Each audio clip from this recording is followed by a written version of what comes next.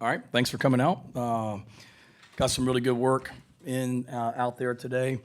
Got about 80 plays in, which was about the number that we wanted going into this thing. Some really quality work on both sides of the ball.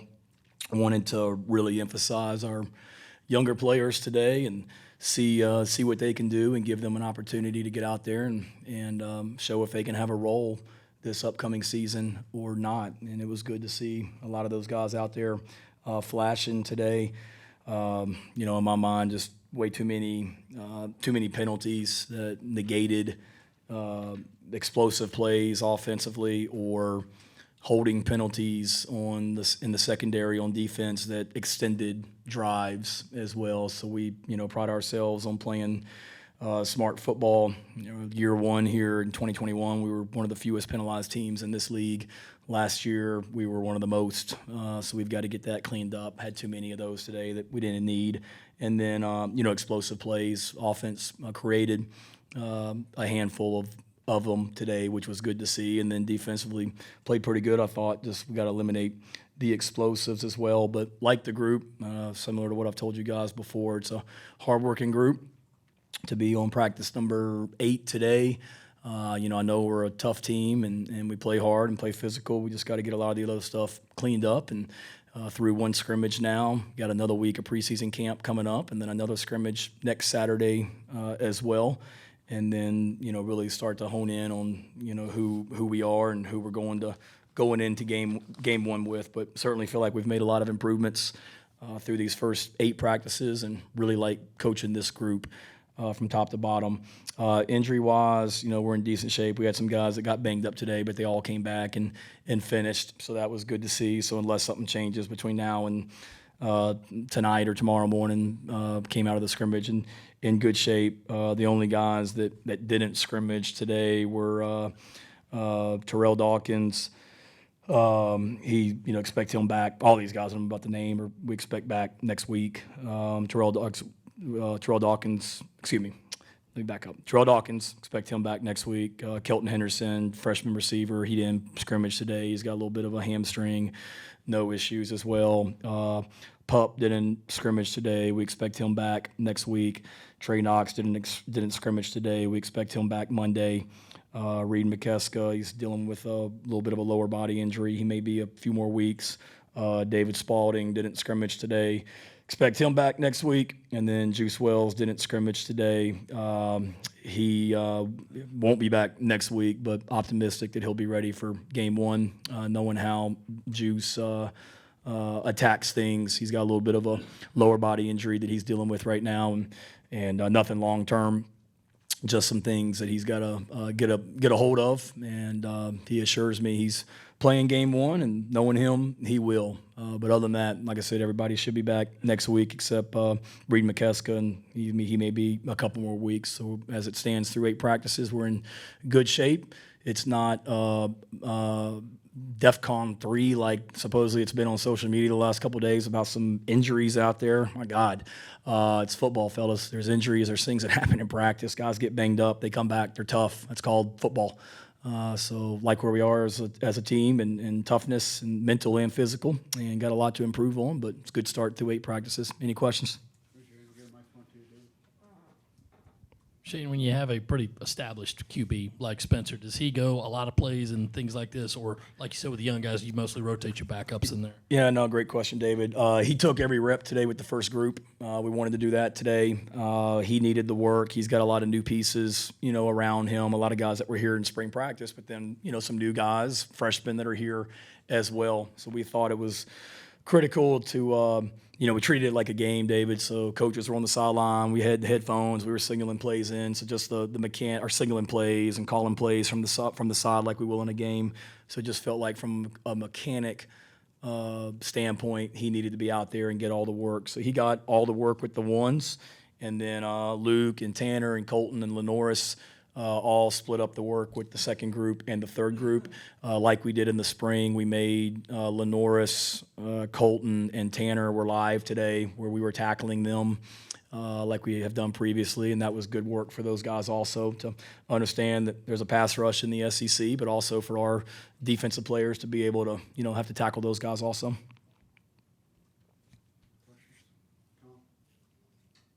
Shane, going into camp, you talked a lot about limiting turnovers through the first week of camp. How do you feel about the offense's ability to kind of limit those things? It's funny you said that. It's pretty good. I feel good. So through what is this? Practice 8, practice 7, practice 5, through 5 practices. We did a study, just what were our turnovers through 5 practices in 2021 and 2022. How many turnovers were there in team periods through the first 5 practices, and compared to 2023, and through 5 practices, the turnovers had been cut in half from an offensive standpoint. So great from an offensive standpoint, not so good from a defensive standpoint, because we want them to be creating turnovers, and they weren't creating them at the rate they had the last 2 seasons. And then as soon as I tell the offense that, they go out the next day and we had 6, and that was by like four more than we had in any practice all year, all preseason. But to answer your question, good. We really didn't have many today. There was a ball that got a pass. There was a kind of a bang play, and ball got popped up in the air, and JT Gear, he got the interception. So it's actually 2 straight practices that our only turnover was a defensive lineman getting an interception. Tonka had one yesterday in practice. So we've got to continue to, emphasize creating turnovers defensively. But so far, so good. The offense has done a good job with it. And like I've said before to you guys, that's everybody. It's not just the running backs holding on to the ball. It's quarterback making good decisions. It's blitz pickup, and where we don't get hit in the back by a free rusher and things like that. You talked a lot about offensive line and trying to find the right combinations. After 80 plays today, do you feel a little bit closer to maybe knowing who those best 5 are, and maybe 6, 7, 8 behind them? Yeah, that was a goal of today, was to have a better idea about who those guys are as well. I think we're closer. We're mixing in a lot of people. One guy I should have mentioned that didn't scrimmage today, was Kaysen Henry, but you could throw him in that mix from an offensive standpoint, but he's another one that'll be back Monday. Kaysen, we've talked about it before, I think, but we got a few guys like Kaysen Henry, Jackson Hughes, guys that are coming off off-season surgeries that are just now getting back. So Jackson actually practiced yesterday and did a nice job. Kaysen will be back Monday. We'll certainly give those guys an opportunity to get into the mix. But I'm eager to get back over to the facility tonight and watch this practice tape, or watch this scrimmage tape, and then see how that offensive line performed. Who is our starting 5 right now? I couldn't sit here and tell you definitively who it is, but I really like our freshman offensive line group. Those guys are going to play for us, a handful of them, and now we need to just figure out who those top 7, 8 guys are going into game 1. So got a better idea, but we're not there yet. Can you tell a drastic difference between those freshmen who were here early as opposed to the handful that came in the summer? Yeah, probably not as much as you might think. Certainly the guys that were here in the spring, they've got a little bit of a leg up because they've been through an entire winter with Luke Day in the weight room. They've been through 15 spring practices. Today wasn't their first time being in Williams-Brice Stadium. So they're a little bit ahead from that standpoint. There's no question about it. But I'll be honest with you, Reggie, like the freshmen that didn't enroll early, this is a talented freshman class we got. It really is. I mean, you look across the board, O-line, D-line, every position, receiver, defensive back, quarterback, running back. There's some really talented freshmen, and they don't look like they just got here. So when I say that you can't really tell a difference, to me, that's more of a compliment to the freshmen that did just get here and the whole freshman class in general. Now, certainly their heads are spinning, and how we do things every day is a challenge, just, being in the building on time, getting your rest, all that stuff. They're not as far along as those guys that were here in January, but they're not far off, and we're really impressed with them. At running back, I think there was a lot of talk coming into camp about trying to get some of the other guys ready beyond to carry on. How's that group sort of progressing? Good. Cam Sandlin was back today. He had a little bit of a surgical procedure over the summer, so he got out there today, did a good job. Did y'all lose your brother? Okay. He got back out there today. Cam did. Mario Anderson had a nice run today. He had a run that came back because of a holding penalty. DJ Braswell got in there and did a nice job. today, along with DK, Bradley Dunn, who had a nice spring. He did some good things. Saw Nathan Harris Waynick, had a run in there.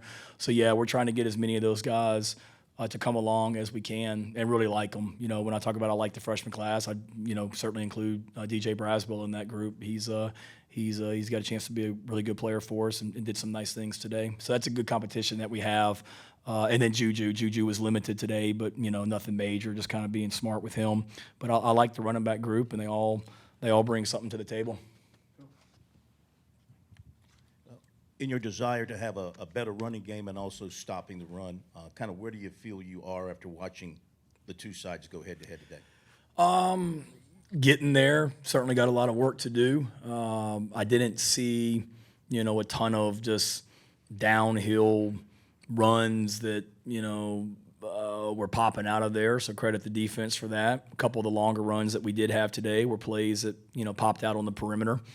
We had a goal line period where we just put the ball on the 2-yard line and, made the offense run the ball to see if we can run the ball down there in a goal line physical situation like that, put it on the 2-yard line, and the offense had a run in there, but the defense did a nice job stopping it. So it's still a work in progress, Phil, and we've each side has certainly, shown flashes of being able to do that. The biggest thing that I see with these, just the offensive line and defensive line is just being able to sustain drives and effort as a drive goes on. We get to play 8, play 9 in a drive, and we're not where we need to be. Younger guys, particularly with that second group, of being able to sustain things. We've got to be more physically and mentally tougher, and that'll certainly help with running the ball and stopping it.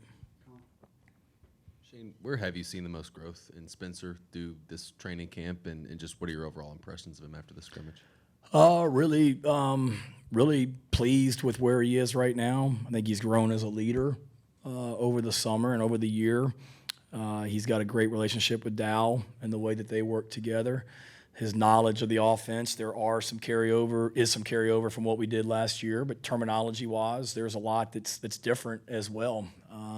So there's things that he's had to learn, but he seems very confident. I was cognizant today of the play clock and being able to communicate and get things in and call stuff, and didn't have any issues with that, and he did a great job. So I think really, Colin, just his command of the offense, and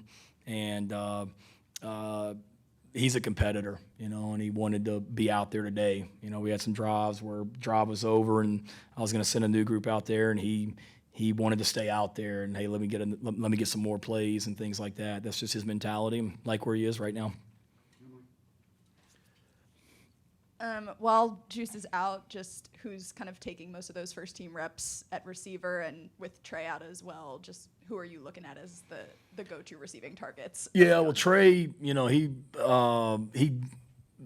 was limited yesterday and today, so it's really the only 2 days that he's been out. But we got depth at tight end now. It's a little bit thin right now because Reed McKeska's out as well. But it's a great opportunity for Josh Simon to step up, which he has. It's a great opportunity for Connor Cox and Nick Elksness to do some things. Saw those guys flash today.